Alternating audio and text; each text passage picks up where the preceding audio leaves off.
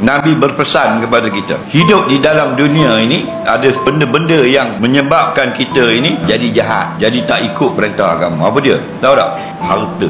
Itu kena jaga molek. Kerana ramai dah pejuang-pejuang Islam rebah di tengah jalan kerana harta. Orang mengaji ni kitab penuh rumah, rebah harta. Boleh syarah habis, boleh dobik habis, penuh ni kitab, harta.